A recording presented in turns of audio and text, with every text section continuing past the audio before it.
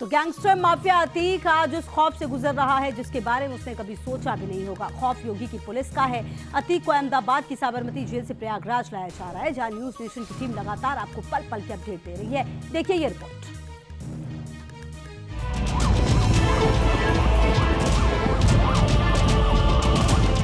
खौफ के साए में अतीक पहुंचेगा प्रयागराज।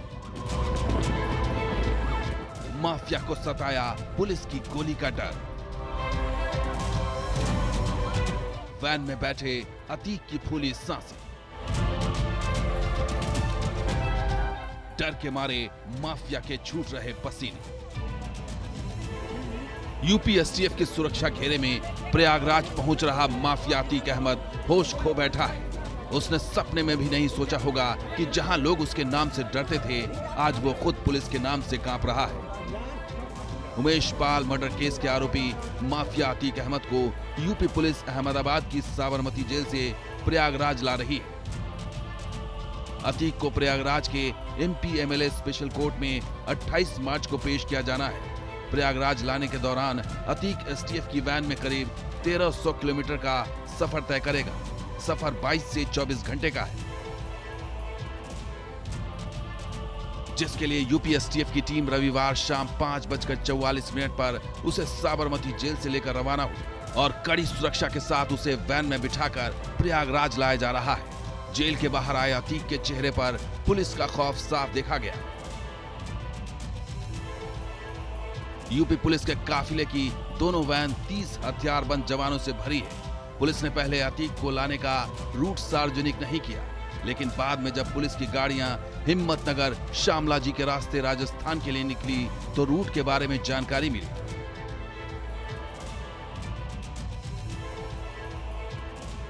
शामला जी के बाद करीब 3.5 घंटे में 150 किलोमीटर का सफर पूरा कर यूपी एसटीएफ की टीम ने राजस्थान बॉर्डर में एंट्री ली, जहां पुलिस का काफिला सीधे उदयपुर के एक पेट्रोल पंप पर रुका। इस बीच अतीक पेट्रोल पंप पर वॉशरूम जाने के लिए पुलिस वैन से पहली बार उतरा।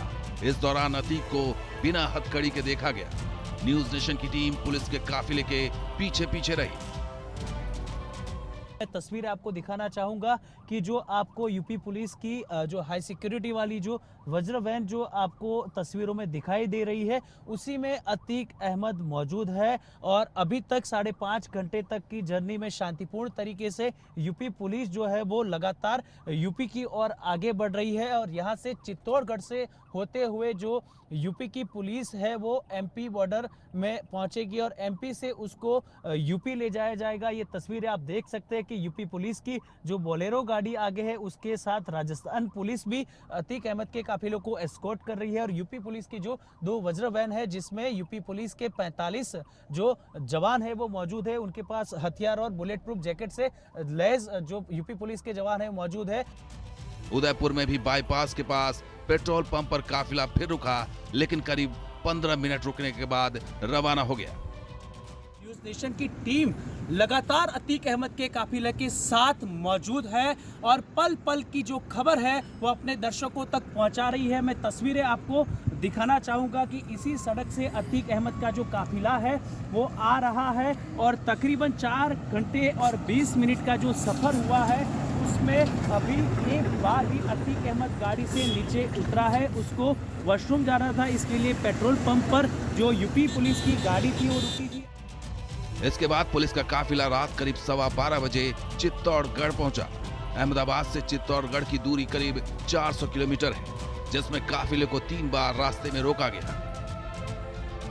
रास्ते में 3 बार रुका है काफिला, एक बार वॉशरूम जाने के लिए अतीक अहमद के लिए, एक बार पेट्रोल भरवाने के लिए और एक बार 2 मिनट के लिए रुका था। न्यूज नेशन इस महा कवरेज को लेकर काफिले के साथ है, पल पल की अपडेट आपको दे रहा है। ऑपरेशन अतीक को लेकर तमाम जानकारियां न्यूज नेशन दर्शकों तक पहुंचा रहा है और अब आगे की जानकारी मेरे सहयोगी मेरे साथ लालसी भी मौजूद है। लालसी अब आगे की तस्वीरें आपको दिखाएंगे। लालसी, ओवर टू यू। देखिए बिल्कुल गौतम, लगातार आप कवरेज कर रहे हो अहमदाबाद से लेकर यहाँ तक, आपने पल पल की खबर दी है और आगे जो अतीक अहमद को लेकर यूपी पुलिस का ये काफिला चल रहा है, इसकी तस्वीर पल पल की तस्वीर मैं आपको बताऊंगा। ये जो काफिले की तस्वीर आप देख रहे हैं, आगे काफिला पहुंचेगा कोटा के बाद पहुंचेगा बारा के बाद शिवपुरी के बाद पहुंचेगा ये आपके यूपी बॉर्डर पर, यूपी के बाद पहुंच जाएगा आपके प्रयागराज। ये जो एटीएस ने चुना है, ये जो एसटीएफ ने चुना है, इसके पीछे बड़ी वजह है क्योंकि अहमदाबाद से लेकर लगातार ये हाईवे पूरा सीधा प्रयागराज तक जाता है। चित्तौड़गढ़ के बाद अगला पड़ाव रहा कोटा, लेकिन रात 1 बजे कोटा से 150 किलोमीटर पहले दोनों वैन के ड्राइवर चेंज हुए और काफिले को बीच में रोकना पड़ा। सुरक्षा को ध्यान में रखते हुए एसटीएफ टीम रात में खाना खाने के लिए भी कहीं नहीं रुकी थी और सीधे भीलवाड़ा होते हुए पुलिस की दोनों वैन राजस्थान पुलिस के साथ कोटा से निकली। पूरी तरह से हालांकि अतीक अहमद नीचे नहीं उतरा है, लेकिन कुछ समय के लिए ये काफिला उतारा गया है और इस समय पुलिस के तमाम जवान भी मौजूद हैं और तुरंत प्रभाव से काफिला आगे बढ़ गया है। ये पूरे, अगर हम पूरे रूट की बात करें तो तीसरी बार ये काफिला रुका है। अतीक का 1300 किलोमीटर का सफर राजस्थान के बाद मध्य प्रदेश से निकलेगा, जहां अगला स्टॉपेज 200 किलोमीटर का सफर पूरा करने के बाद मध्य प्रदेश का शिवपुरी है। यहां से 100 किलोमीटर के बाद यूपी में एंट्री होगी, जिसमें अगला पड़ाव है झांसी और झांसी से प्रयागराज की दूरी करीब 420 किलोमीटर है। माफिया डॉन अतीक की सांसें अटकी हुई है क्योंकि उसे इतने लंबे सड़क रूट से लाया जा रहा है जिसमें माफिया अतीक को अपनी मौत का डर सता रहा है। गौतम जोशी और लाल सिंह फौजदार के साथ टीम न्यूज नेशन। आतंक का पर्याय माने जाने वाले अतीक अहमद का काउंटडाउन शुरू हो चुका है और उसे प्रयागराज में इंसाफ के मंदिर की चौखट तक लाया जा रहा है, जहां उमेश पाल को इंसाफ मिलेगा। 28 मार्च को उमेश पाल के अपहरण के केस में फैसला आने वाला है और बहुत मुमकिन है कि उसी दिन अतीक अहमद को वो सजा मिले जिससे बचने के लिए वो साल दर साल कानून को ठेंगा दिखाता रहे। देखिए हमारी ये रिपोर्ट।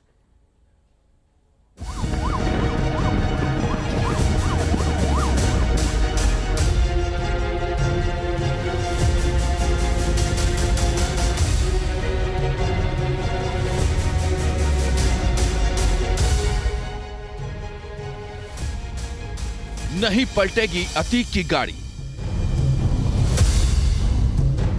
फिर भी होगी उमेश पाल की सबसे बड़ी जीत। पहली बार अतीक को मिलेगी सजा।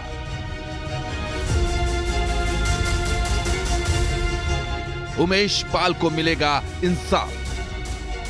वो समाजवादी पार्टी के द्वारा पोषित माफिया है और उसकी कमर को तोड़ने का काम हमारी सरकार ने किया है। उसके बाद उमेश पाल की दिन दहाड़े हत्या और अब अतीक अहमद के गुनाहों का हिसाब किताब, जिसके लिए अतीक अहमद को साबरमती जेल से प्रयागराज लाया जा रहा है। आशंका जताई गई कि इस दौरान अतीक के साथ कुछ वैसा ही हो सकता है जैसा विकास दुबे के साथ हुआ था, लेकिन ये आशंका पूरी तरह से बेबुनियाद है क्योंकि 28 मार्च को उमेश पाल अपहरण मुकदमे में फैसला आने वाला है, जिसमें उमेश पाल की मौत से पहले इस केस में उनकी गवाही पूरी हो चुकी थी। माना जा रहा है कि इसमें अतीक अहमद को सजा हो जाएगी। धाराएं इतनी सख्त हैं कि आजीवन कारावास की पूरी संभावना है। न्यूज नेशन के पास उमेश पाल की वो एक्सक्लूसिव तहरीर मौजूद है जिसकी बिना पर 5 जुलाई 2007 को धूमनगंज थाने में अपहरण का मामला दर्ज हुआ था, जिसमें साफ साफ लिखा गया था कि कैसे राजूपाल हत्याकांड में गवाही से रोकने के लिए 28 फरवरी 2006 को उमेश पाल का अपहरण किया गया था। तहरीर में उमेश पाल ने लिखा था कि कैसे अतीक के गुर्गों ने उन्हें अगवा किया और उन्हें अतीक के चकिया स्थित कार्यालय में ले जाया गया था। इसमें यह भी खुलासा हुआ है कि अतीक के ध्वस्त कार्यालय में एक टॉर्चर रूम भी था जहां उमेश को बंधक बनाकर सारी रात पीटा गया। उसके बाद उससे जबरन हलफनामा लिया गया और फिर दूसरे दिन 1 मार्च को अतीक के गुर्गों ने उमेश पाल को कोर्ट में पेश कराया, जहां उमेश पाल ने दबाव में गवाही दी थी कि राजूपाल हत्याकांड के वक्त वो मौके पर मौजूद नहीं था। इसके बाद उमेश पाल को छोड़ दिया गया था। तब चर्चा फैली थी कि उमेश पाल अतीक अहमद से मिल गया है। 2016 में बाहुबल के दम पर तो अतीक अहमद ने खुद को बचा लिया, लेकिन उमेश पाल की हत्या का दुस्साहस अतीक को फिर कोर्ट की चौखट पर ले आया है। 28 मार्च को जब फैसला आएगा तब हो सकता है अतीक अहमद के तकरीबन 40 साल के आपराधिक जीवन में पहली बार किसी मामले में सजा होगी। इसे विडंबना ही कह सकते हैं कि इस दौरान सरकारें आईं और गईं, लेकिन 100 से ज्यादा गंभीर आपराधिक मामलों के बावजूद अतीक अहमद का मुकदमा कभी अंजाम तक नहीं पहुंचा, क्योंकि अव्वल तो गवाह नहीं मिलते थे और जब मिलते थे तो उन्हें डरा धमका कर चुप करा दिया जाता था।